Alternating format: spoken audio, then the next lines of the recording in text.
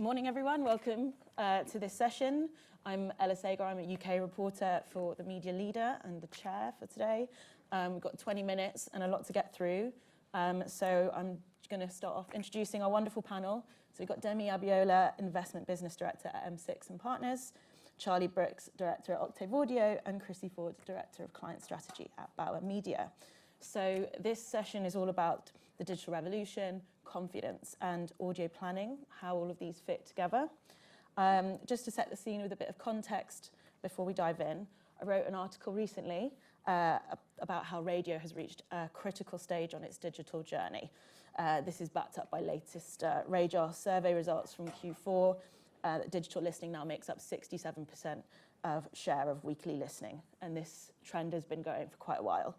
So a lot to unpack. I think it'd be interesting, first off, to just dive into what we mean by digital kind of listening, digital audio. Demi, could you elaborate on this? I think sometimes the lines can be a bit blurred. Yeah, absolutely. I think when we think about digital audio, we think of essentially connected devices aligned with an IP address. So smart speakers, podcasts, internet radio, and music streaming devices. So that's essentially when we think about digital audio, that's what we mean. And then digital listening is essentially those people listening on those particular devices. I think with the digitalisation comes into the fact that obviously there are more people on those particular devices listening to it. And I think sometimes when you talk about this, I always think about DAB as digital radio, but it's not digital in the sense that it's not connected to the internet. So there is, yes, digital audio is increasing, but it's important to know that difference, because obviously live radio does still consist of 76% of overall listening. And Krissie, I think it's fair to say a lot has changed in radio over recent years, and kind of from consumer behaviour, from technology, all of these different things. Should radio now be seen as a digital product, and are there kind of untapped opportunities that this audience should know about? Well, I think we've been through such fundamental change over the past few years. I mean, Demi's just touched on it. It was touched on it earlier. 66% of listening is coming through digital, but 24% of that listening is coming through connected devices. So that's a quarter of all listening, and that has grown massively over the past few years. So clearly, basically, people can access audio in a much broader sense, more choice than ever before. But I think the other big shift for me, and particularly in radio, is that relationship the listener has with the audience at their station. And I think it's those kind of human needs that basically really lean in to sort of the power of radio. The Radio Centre did a great study, Generation Audio, and coming out of the pandemic, there's a new need state that is kind of keep me company. So for me, it's kind of like all of the superpowers of radio plus digital capabilities that makes us view digital as a digital audio as a digital product. But I think we just need to view audio very differently. And I think we need to reappraise audio on media plans. And I think it would be remiss to not talk about podcasts in this session as well. And Charlie, like, what do you think podcasts as like a digital product, what kind of role do they play for planners, and how can podcasts and radio be used together effectively? Yep, I think Mr. Deegan did a very good job of answering that question a minute ago, so I'll try and build on what he said. But obviously, it's that point he made that they're slightly different, and a lot of the things we're talking about, whether the devices are slightly different, the listening experience, the engagement, when you actively pick a podcast, you really are entering into probably an individual or a couple of individuals' world. So if you're a planner and you're looking at that, the point Matt made about it being maybe closer to social is quite interesting, a really deep engagement, where sometimes the messaging is actually is imparted by the host of that show, which only further deepens that. So I think to wrap up the three themes that we mentioned, it kind of layers on top of what is already a very strong medium, broadcast, and offers different ways of engaging with those audiences that can be complementary or done in isolation. Charlie, what's your favourite podcast? I'm a runner. So I can. Dean Canavers does some podcasts, but yeah, I'm a bit of a running bore. Yeah, this might be interesting. What was the last piece of digital audio that each of you listened to, and what device was it on? I love this podcast called The Rest is Politics, with Alistair Campbell, Maurice Stewart, and it's fantastic. And so I was listening to it actually this morning on the way in, so that's me. On Spotify. I've got a 6-year-old, so for me it's parenting hell. Rack, that was for you, Rack. On Is that mobile. Rob Beckett? Rob Beckett, yeah, and Josh Widdicombe. It's funny. Amazing. And is it on mobile, smart speaker? Mobile. Mobile. Interesting. And so there are, now we mentioned kind of different devices, so there's a lot to think about in terms of how people are listening, where people are listening, how that changes with the kind of rise of digital. It's something for all of you, really, but what would you say, Demi, is the most exciting innovation in digital audio for advertisers? And are they being taken advantage of enough, if each of you can kind of think of an innovation? I think Charlie and Krissie will have a Bauer point of view. I think there is some really good stuff out there in the market at the moment. I think when you think of actually audio itself in terms of being an immersive experience, like 3D spatial audio is going to be something that I think will be big coming up in the future. I know obviously Spotify as well have done a CTA call to action stuff that talked about interactive ads, and I think as the future progresses, I think personalisation and contextualisation within that audio space is going to become increasingly important from a personalisation point. Krissie, what do you think? I think smart speakers is a really interesting space. I mean, at Bauer, 20% of our listening now comes via smart speakers, which is, you're starting to add real scale via smart speakers, which is interesting. And I think then you can kind of get into that interaction with the audience. So Magic Breakfast, on air, we've got On the Beach, who sponsor Magic Breakfast. And last week we launched an interactive smart speaker game, voiced by Ronan and Harriet from The Breakfast Show. And you can basically, sort of over a course of 7 questions from the airport, we'll take you to On the Beach and you've got a chance to win a holiday. It's a really great way for us to land their commercial messages in a really fun and engaging way. And it's a very different, listener experience. So it's kind of taking something that we're doing anyway and sort of commercialising it that benefits the listener. So I think smart speakers is really interesting. Yeah, I guess I'd pick out one of the things Demi mentioned, which is that ability to use the medium really creatively and interact with individuals. We've done some stuff where you get regional accents being used in ads and using addresses that are local. It just makes the ad much more responsive. And then I guess the one that wasn't mentioned, measurement, has come up on the panel, but clearly across digital devices anyway, you can start to include measurement into the process, which is quite an interesting. It just verifies that audio works, but it's nice to have that comfort if you're planning, and particularly if you're a client, and justifying your spend. So yeah. Especially when I know that something that's been mentioned by a lot of people is like having to make the case for audio on a plan, and it maybe not being the first choice for many brands. And today we're going to unpack why that is and how why it should be. But I guess the other thing that I wanted to mention really was on the measurement piece. It was mentioned in a survey that the measurement, and just in that live poll, that is like the top sort of interest or kind of that people want to see in audio. So that might be an interesting thing to revisit maybe this time next year, see how much progress has been made on this. What do you think are the sticking points, Charlie, on measurement at the moment that need to be addressed? Yeah, it's where you're going to draw the line, isn't it? Because once you start saying you're a digital medium, the point of this conference today, you then start to look at display and what digital can do in display, and there's a lot of measurement there. I'm not sure we want audio to be going down to click attribution.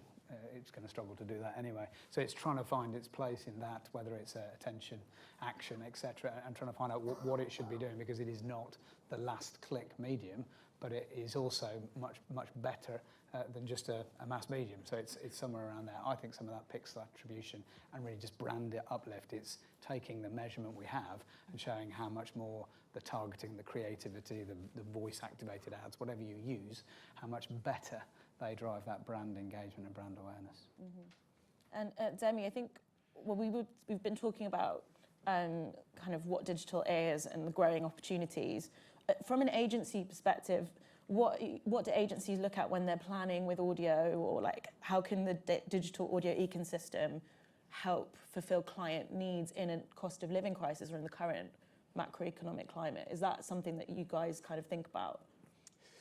Well, yeah, absolutely. I think there's probably 2 things to really unpack from it. I think every advertiser wants to be in a quality, trusted environment. And I think, as we well know, we live in an age of disinformation and misinformation. And I think one of the things from a digital audio perspective that we need to be cognizant about is, as we become more digitalized, we don't want to fall under the traps that some of the other digital channels have had. So it's just being aware of that misinformation not creeping into audio. From the perspective of what we look for in terms of planning media, I think it's really what type of reach we're going to get. We know that from a reach perspective, we reach 38 million people in radio every week. We know that emotional resonance that radio has, podcasts create deeper engagement with our audience. From a creativity perspective, we've talked about some of the innovations that are out there in the market at the moment. So these are really great things, obviously, that we can use. And I think when we look at stuff from a digital, the actual ecosystem within itself and how radio fits in there, obviously we've got a big cost of living crisis.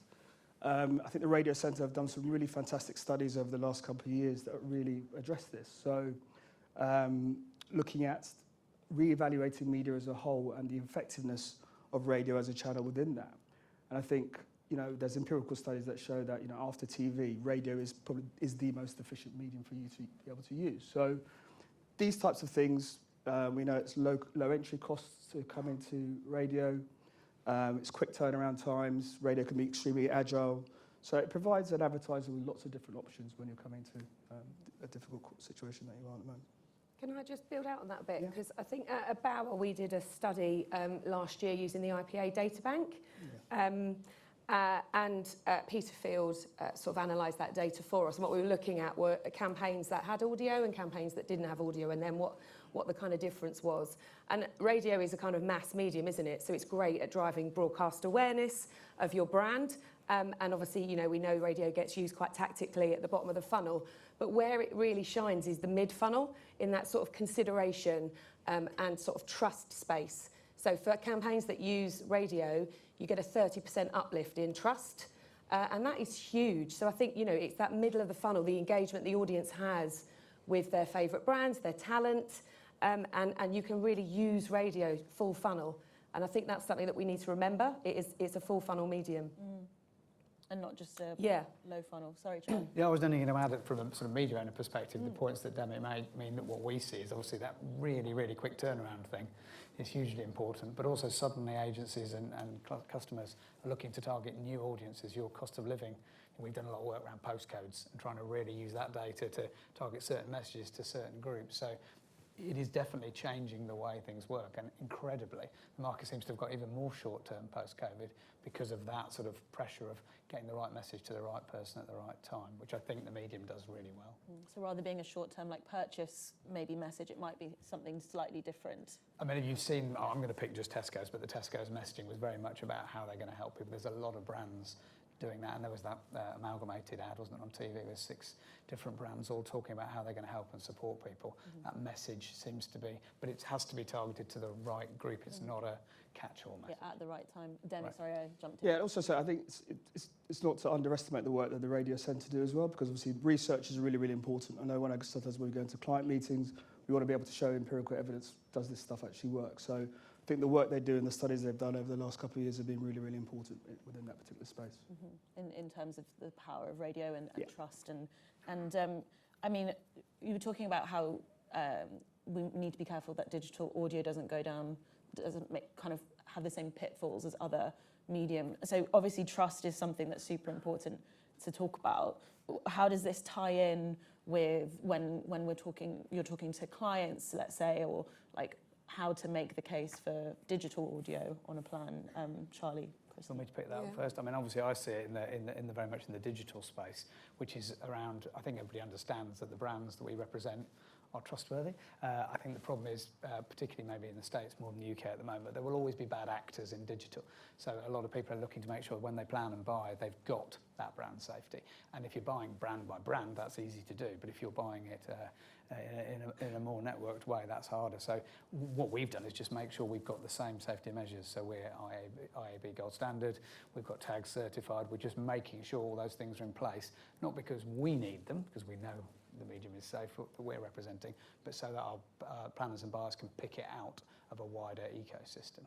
But I think it's going to become more important there. Where there's money being spent, there will be bad actors in digital. And Krissie, did you want to add anything on that, or? Yeah, I mean, I think, look, trust is really important, isn't it? And, you know, Demi, you said it earlier, you know, in a world of fake news and misinformation, I think, you know, radio is heavily regulated. So I think for me, coming at it from a Bauer Media perspective, you know, we build that trust in linear radio, and then those listeners that migrate onto connected devices, we've already built that trust with them, and therefore they give us their data quite willingly, because there's going to be a value exchange for that listener, you know, a better listener experience, more choice, different stations. So I think from a radio perspective, I think, you know, we can kind of, digital audio can benefit from that halo effect of trust in radio generally, is kind of my point, I suppose. Devil's advocate for you. Do you think podcasts then are a bit of a grey area in terms of trust or not? Or do you think advertisers actually know, I know the example of Joe Rogan, they know what type of content is going to be on his podcast, and they're happy to align with that? Or, you know, can you see more intervention in the podcast sphere going forward? I think it's a challenge, isn't it? Because Yeah. clearly the content of an individual podcast may be to someone's liking and not someone else's. So when you're talking about in digital display where people, you know, block lists, etc., it's harder to do in podcasts, because if the person's made an active decision to listen to that content, they are presumably comfortable with it. But the advertiser may have a different point of view. So we do a lot of work making sure that the content is scanned and read, and we're looking for certain words, etc., and trying to do what you can. But what one person's meat's another one's poison, and it is quite difficult, that area. So I think you're right, it is contentious. We've got to do work and keep it in a way that people who are buying it know what they're buying. I think that's the most important thing. Yeah, I think this is something that I'm going to dive into, brand safety and podcasts, in our next session, so stick around for that. But I suppose a final question for each of you: what do you think is next for digital audio? What are you most excited about in this space going forward? Should I go first? Why not? I mean, I mentioned it at the beginning, but obviously, you know, IP listening, connected device listening is huge, and it will continue to grow. And I think in that space, the consumer demands something different in terms of a listener experience, more on-demand content. So what we'll see is a plethora of choice, more on-demand content, more personalisation. But I think with linear radio still being really strong, it's kind of getting that balance between the sort of human needs of human connection and then all the kind of benefits and sort of content that digital can offer. So I think just loads more content and choice. Charlie? I mean, I would echo all that. I guess there is lots you can do with digital. You'll be talking to your fridges, etc. All that stuff we can talk about. But I think the most important What do you say to your fridge? Hello, fridge. Morning, fridge. It doesn't talk back. No, Charlie. Doesn't talk like yet. But I think it's about creativity. I think there are lots of things that have been mentioned here and in the previous panel about what you can do now, because what digital opens up. And I think it's about people looking again at the medium and working out how they can use it, make it work harder, cleverer, smarter, to reach their objectives. So if there's anyone's creative in the room, I think those teams leaning into audio would be really, really helpful.